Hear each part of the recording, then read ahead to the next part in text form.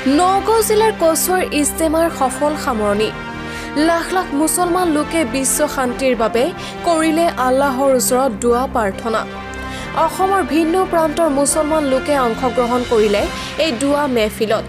প্ৰায় এঘণ্টা সময় ধৰি চলিল দুৱা প্ৰাৰ্থনা জীৱনত কৰা ভুলৰ ক্ষমা বিচাৰিলে মহান আল্লাহৰ ওচৰত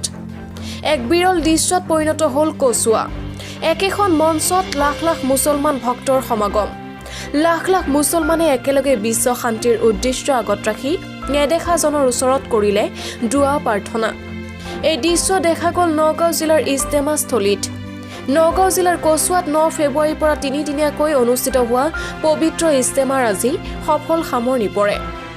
আজি 12ৰ পৰা আখিৰি দুৱাৰ অৰ্থাৎ অন্তিমটো দুৱা কাৰ্যসূচী অনুষ্ঠিত হয় এই দুৱা কাৰ্যসূচীত অসমৰ ভিন্ন প্ৰান্তৰ পৰা অহা লাখ লাখ মুছলমান ভক্তই অংশ লয় এই দুৱা কাৰ্যসূচীত অংশ লোৱাৰ বাবে সোমবাৰৰ পৰাই কচুৱালৈ জনস্ৰোত বৈছিল আজি এই সমূহীয়া দুৱা কাৰ্যসূচীত অংশ লয় বাংগালুৰুৰ আকবৰ শেখ নদবী হাছান শ্বৰীফ নদবী আৰু ৰফিক আহমেদ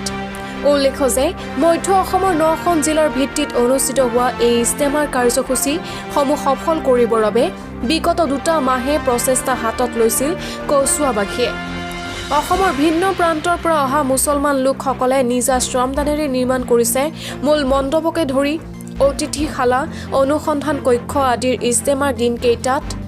যান জঁটকে ধৰি বিভিন্ন সমস্যাসমূহ সমাধানৰ বাবে আয়োজকসকলৰ লগতে প্ৰশাসনে বিশেষ পদক্ষেপ হাতত লয় আজিৰ আখিৰি দুৱাৰ পিছতে শুকাকুল পৰিৱেশৰ মাজেৰে নিজ নিজ গৃহলৈ যাত্ৰা কৰে তাৰ সমান্তৰালকৈ শংকৰ আজানৰ মিলত ভূমিত পৰিণত হৈছিল কচুৱাৰ ইজতেমাস্থলী কাৰণ বিভিন্ন হিন্দু ধৰ্মাৱলম্বী লোকৰ ৰাজনৈতিক নেতাৰ লগতে দল সংগঠনে খবৰ লৈছিল ইজতেমাৰ কৃষক মুক্তি সংগ্ৰাম সমিতিৰ কেন্দ্ৰীয় সভাপতি ৰাজু বৰা আৰু তেওঁৰ সতীৰ্থলৈ ইজতেমাস্থলীত জনাইছিল শুভেচ্ছা শংকৰ আজানৰ আদৰ্শৰে সকলোকে আগবাঢ়ি বৰ অসম গঢ়ি তোলাত সকলোকে আহ্বান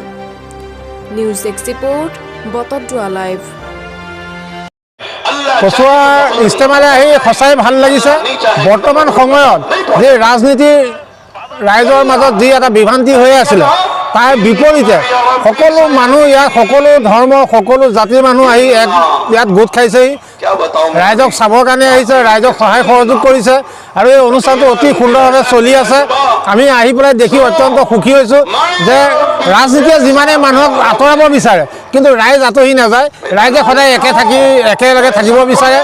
ইয়াত শংকৰ আজানৰ কথা আছে শংকৰদেৱ আৰু আজান ফকীৰে যি এটা সমন্বয় গঢ়ি থৈ গৈছিলে সেইটো আজি ইয়াত দেখিবলৈ পোৱা গৈছে তাৰ কাৰণে আমি এজন অসমীয়া হিচাপে নিজকে গৌৰৱান্বিত কৰিছোঁ আৰু ভৱিষ্যতৰ দিনতো আমি যাতে শংকৰ আজানৰ আদৰ্শৰে আমি অসম মাতৃক আমি সেৱা কৰি যাব পাৰোঁ সকলো ৰাইজৰ হৈ কাম কৰি যাব পাৰোঁ ইয়াকে কামনা কৰিছোঁ অহাকালিৰ দিনটোত আখিৰি মুনাজাত লাখ লাখ অহাকালি যি শেষ দিন আছে তাত ইয়াত আমি আশা ৰাখিছোঁ লাখ লাখ মুছলমান মানুহ আহিব আৰু বিভিন্ন ধৰণৰ মানুহ চাবলৈ আহিব আমি